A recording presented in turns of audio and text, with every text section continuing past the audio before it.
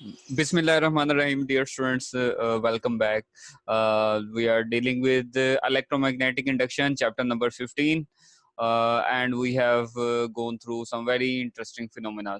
So, in this topic, we will first of all recall mutual induction, and after that, we will study self-induction in the same pattern.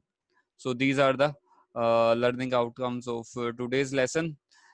First of all, we will be able to define mutual induction as well as self-induction, and in the meantime we will derive the mathematical relations, and we will also try to discuss various factors which impact the phenomena of mutual and self-induction.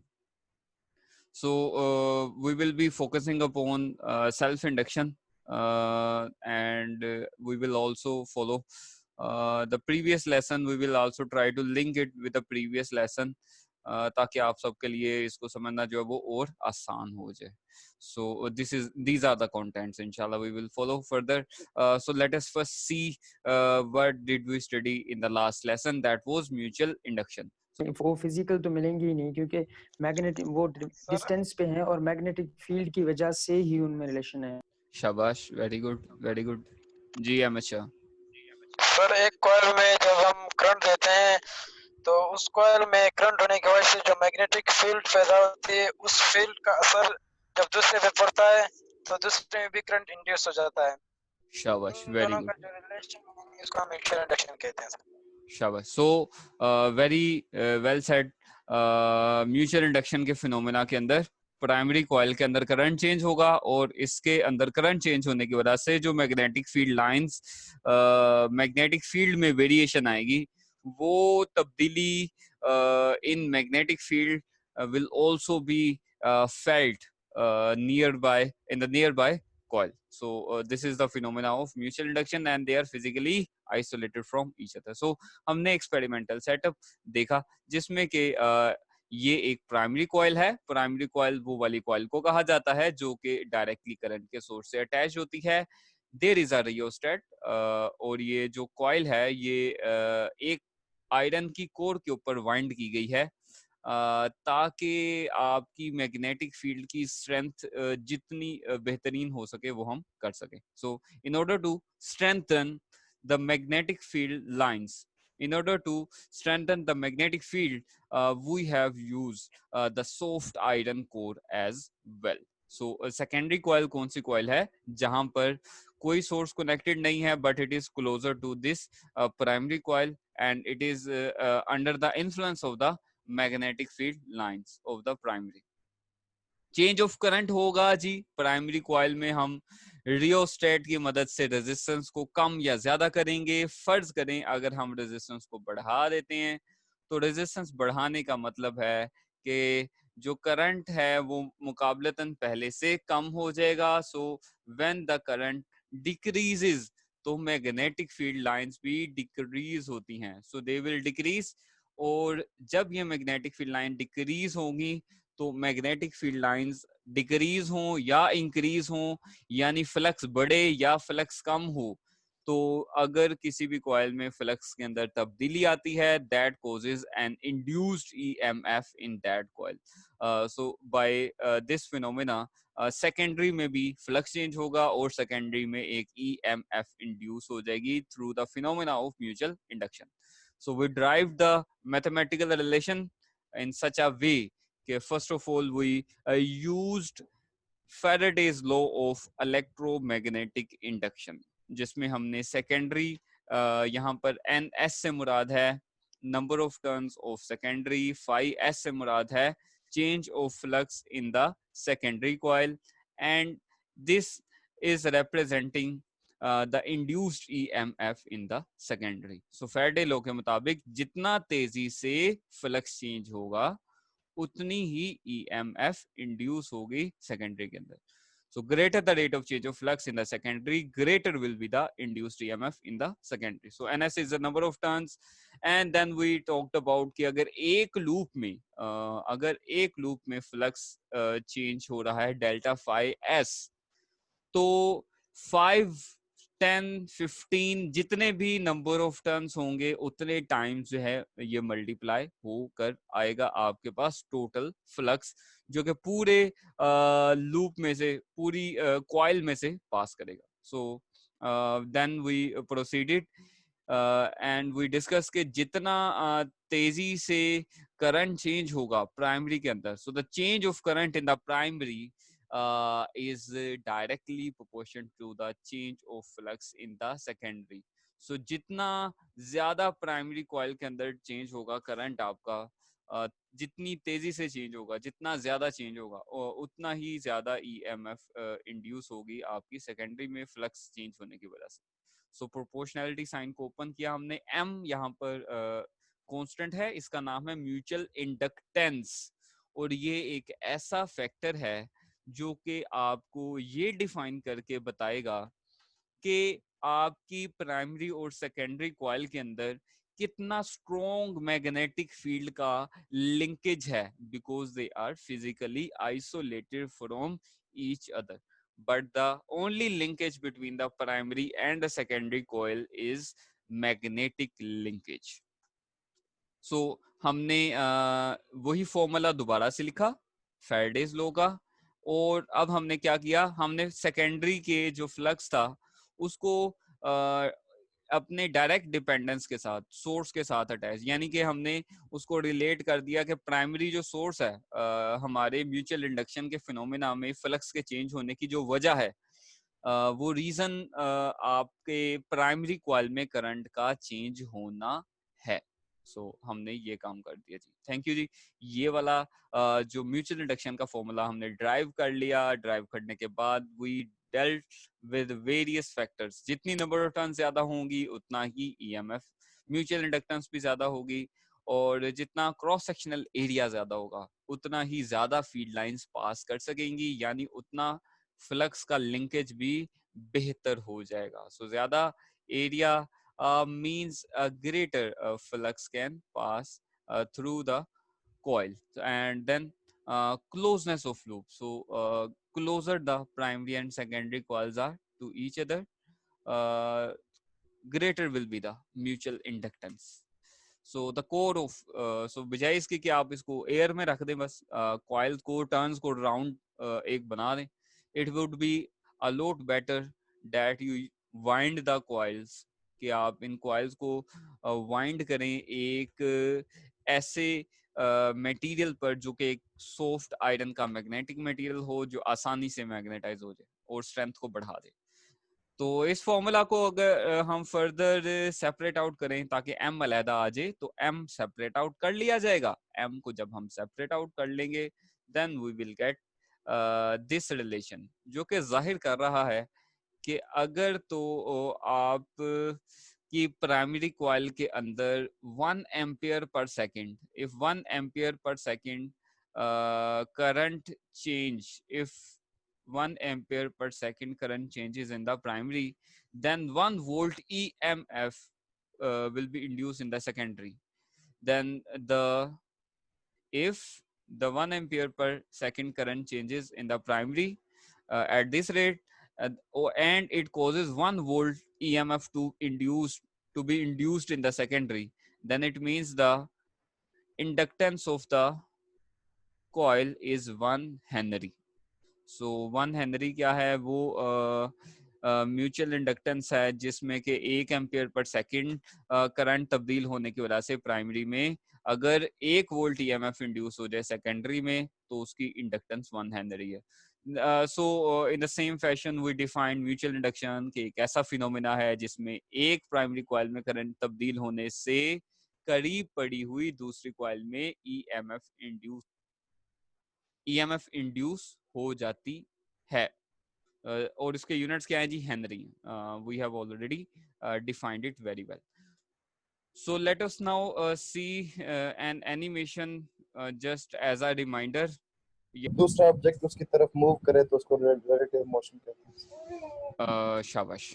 हमारे इस case में अगर sir आप अगर एक coil static है, जी बताएं. और कॉइल स्टैटिक है तो हम मैग्नेट उसकी तरफ लेके आ रहे हैं या उससे दूसरे दूर लेके जा रहे हैं, तो मोशन है.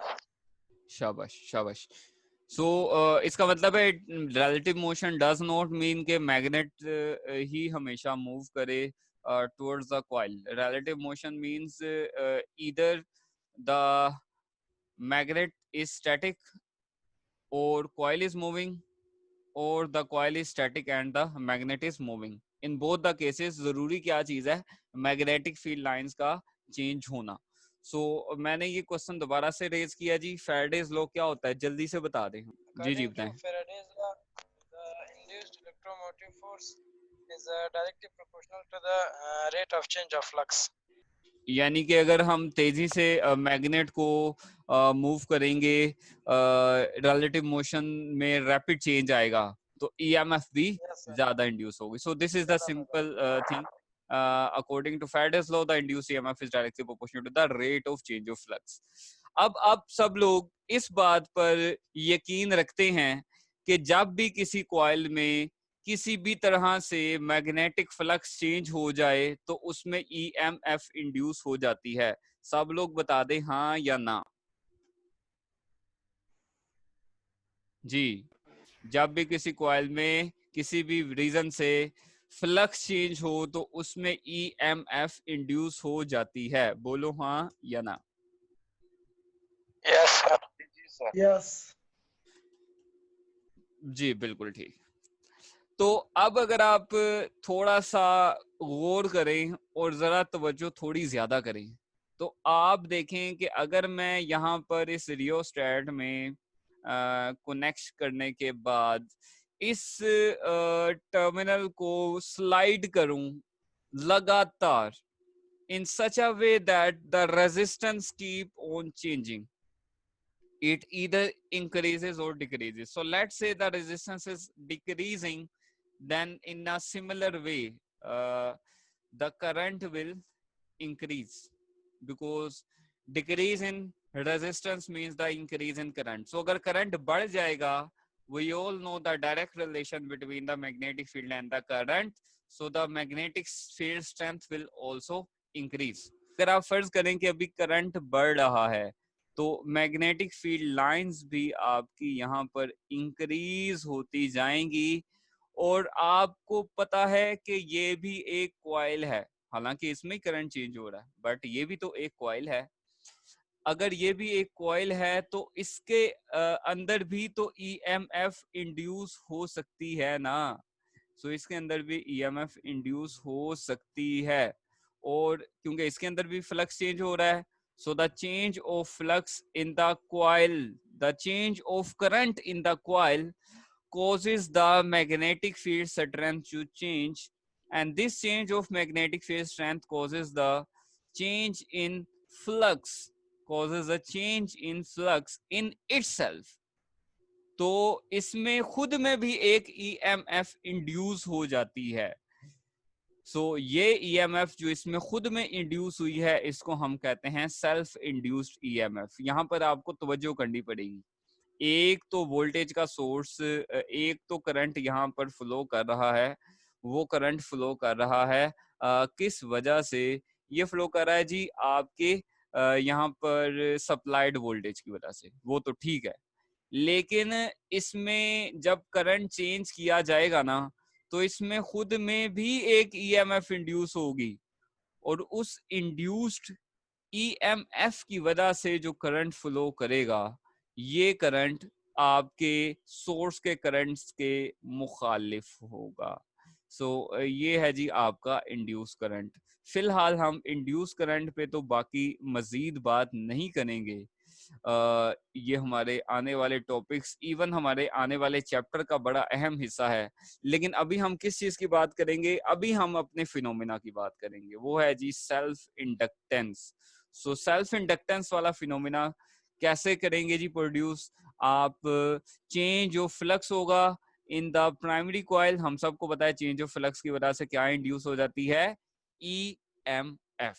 सो अगर किसी सर्किट के अंदर, अगर किसी कॉइल में करंट चेंज हो रहा है तो उसमें भी फ्लक्स चेंज हो रहा है, अगर उसमें भी फ्लक्स चेंज हो रहा है तो उसमें खुद में ईएमएफ एक इंड्यूस हो जाती है।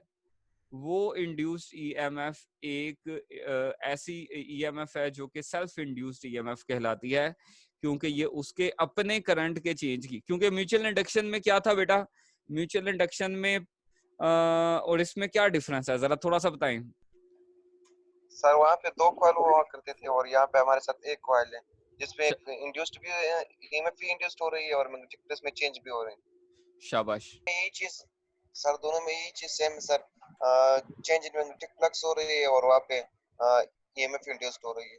शाबाश, दोनों में यही कॉमन चीज है कि दोनों फिनोमेना के अंदर फ्लक्स चेंज हो रहा है, मैग्नेटिक फील्ड स्ट्रेंथ जो है वो तब्दील हो रही है। So that is why in both the cases an EMF is induced in the coil. अब हम चलते हैं डेरिवेशन की तरफ। सो अगेन वही पैटर्न, वही सिलसिला कि फैराडेज लॉ को हम अप्लाई करेंगे। So this is Faraday's law. Now we are not going to mention secondary और प्राइमरी, क्योंकि अब एक ही कॉइल है। That is why we will only represent the simple basic terminologies without mentioning any subscript. So यहाँ पर n जो है वो number of turns हैं आपकी इस coil के, delta phi change of flux है, delta t जो है this is time and E is the EMF. So ns not we don't need to mention s, so n only. So the number of turns is the basic thing. So we have the number of turns. जितनी तेजी से flux change होगा उतना ही तेजी से उतना ही ज्यादा EMF induce होगी। सो लेट अस से कि एक टर्न के अंदर वन लूप में जो फ्लक्स चेंज हो रहा है दैट इज डेल्टा फाई। तो 5, 10, 15, 20 जितनी भी नंबर ऑफ टर्न्स होंगी उसमें इंड्यूस होने वाला जो फ्लक्स है that is denoted by an delta phi. So we will multiply the change of flux in one loop with the number of turns. So जैसे ही हम फ्लक्स चेंज करते हैं, we all know कि जो फ्लक्स चेंज हो रहा है वो डायरेक्टली प्रोपोर्शन है करंट के। जितना तेजी से करंट चेंज होगा उतना ही जितना ज्यादा करंट चेंज होगा उतना ही फ्लक्स भी ज्यादा चेंज होगा। They are in direct relation. So we can denote proportionality constant with L। तो याद रखिएगा L जो है इट इज सेल्फ इंडक्टेंस, जबकि वहां पे हमने म्यूचुअल इंडक्शन में M पढ़ा था, वो था जी mutual inductance. So L is the self inductance. So बिल्कुल वैसे ही जैसा कि म्यूचुअल इंडक्टेंस डिपेंड करती थी जिन फैक्टर्स पे, उसी तरह से ये भी उन पे डिपेंड करेगा, बट एक्सेप्ट फॉर 1 और 2 फैक्टर्स, क्योंकि we don't have 2 coils in this case. तो हम इसी इक्वेशन को दोबारा इस्तेमाल करते हैं फैराडेज लॉ को। सो फैराडेज लॉ को आप दोबारा से इस्तेमाल करें तो E किसके इक्वल आ जाएगा, E is equal to minus N delta phi by delta T. So N delta phi by delta T. So हमने अभी देखा कि जो चेंज ऑफ फ्लक्स जो है ये डायरेक्टली प्रोपोर्शन है हमारे चेंज ऑफ करंट के। सो हम उसको सब्स्टिट्यूट कर देंगे, this will be L delta I by delta T। So it means जो हमारी इंड्यूस्ड EMF है, सेल्फ इंड्यूस्ड EMF है, जिसको हम EL भी कह सकते हैं, this self induced EMF has a direct relation with the rate of change of current in the coil.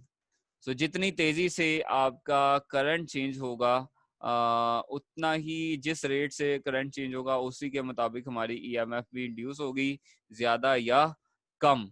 So self inductance किन फैक्टर्स पे डिपेंड करती है, नंबर ऑफ टर्न्स पे डिपेंड करेगी, एरिया ऑफ लूप पे डिपेंड करेगी, और core material की जो नेचर है उस पे डिपेंड करेगी। So if we try to simplify as separate out self inductance, तो T को इधर लाके मल्टीप्लाई कर दें, डेल्टा I इधर आके डिवाइड कर दें।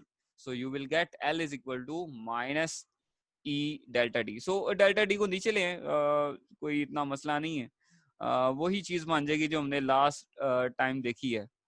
Just in a similar fashion you will see कि क्या है जी फिनोमेना, अगर किसी कॉइल में करंट के चेंज होने की वजह से, अगर किसी कॉइल में करंट के चेंज होने की वजह से उसमें खुद में EMF इंड्यूस हो जाए फ्लक्स चेंज होने की वजह से, तो इस EMF को हम कहते हैं सेल्फ इंड्यूस्ड EMF। इस फिनोमेना को हम कहते हैं सेल्फ इंडक्शन। और इसके यूनिट्स हैं self inductance. So self inductance के जो यूनिट्स हैं वो क्या हैं जी, अगेन हेनरी हैं इसके यूनिट्स। सो सेल्फ इंडक्टेंस से मुराद ये है कि अगर किसी कॉइल में 1 ampere per second current change होने की वजह से उसमें खुद में 1 वोल्ट EMF इंड्यूस हो जाए तो उस कॉइल की इंडक्टेंस 1 हेनरी होगी। सो 1 हेनरी की डेफिनेशन याद कर लीजिएगा and then we will move forward. Before stepping forward, I would like to take some of your questions. So current पास करेगा, there will be magnetic flux और वो changing current होगा, तो if the current is changing then the magnetic field will also be changing. So from the previous knowledge we know for a solenoid the magnetic field has a direct relation with the current. So if the current changes then the change of current in the coil will cause a change of magnetic flux, and we all know very well that the change of flux by any method induces an EMF in the coil. क्योंकि ये इस coil में अपने current खुद के तब्दीली की वजह से फ्लक्स के ये EMF इंड्यूस होगी, that is why it will be named as self induced EMF, or and this phenomena is known as self induction. So I would like to proceed and conclude further. So take a look at this numerical problem. आपके पास 2 coils हैं which are placed side by side. So 2 coils हैं, इसका मतलब है mutual induction की बात करेंगे। ये बेटा इसके EMF इंड्यूस हुई है जब हमने कितना करंट चेंज किया, 200 ampere per second. We have change 200 ampere per second. So ये है change of current. So you can see ये जो EMF है आपकी सेकेंडरी में वो 0.8 वोल्ट है, और ये बेटा क्या चीज है, change of current in the primary. So it जो 200 है, it is not only current, rather it is the rate of change of current. So मुझे बता दें जी म्यूचुअल इंडक्शन का फॉर्मूला क्या होता है, व्हाट इज म्यूचुअल इंडक्शन, कोई एक स्टूडेंट बता दे। मैं तो इसको एक खास तरीके से याद रखता हूँ, मैं इसको N delta phi over delta T. I just keep it in my memory, that is might, और दूसरे वाला सेल्फ इंड्यूस्ड EMF तो था, उसको मैं कहता हूँ लाइट। सो म्यूचुअल इंडक्शन के लिए माइट और सेल्फ इंड्यूस्ड EMF के लिए मैं याद रखता हूँ लाइट। डेल्टा प्लेस कर दीजिएगा, चले मैं लगा भी देता हूँ क्योंकि आप लोग बहुत फर्माबरदार हैं, समटाइम्स आप गलत चीज को ज्यादा अच्छे से कॉपी करते हैं। सो मैं इसको याद रखता हूँ might and light. So we will use might and we have all the information, M को separate out करेंगे, we have got the induced EMF can be named as, can be defined by this formula, M delta I over delta T. So by rearranging you will separate out M, और हमें पता है कि जो voltage की magnitude है that is given 0.8 volt, and in a similar way delta I over delta T is the change of current in the primary, that is 200 rate of change of current. So simply by substituting the values we will obtain the mutual inductance, and the mutual inductance is given by 4 millihenry, since 10 raised to the power minus 3 is milli. So this is it. So let us now see some of the applications. So the very important application of today's lesson, mutual induction, is transformer. So you have 2 coils जिनमें ये primary coil है, ये secondary coil है, and they are physically isolated from each other, but they are magnetically linked. The only linkage between the primary coil and the secondary coil is the magnetic field.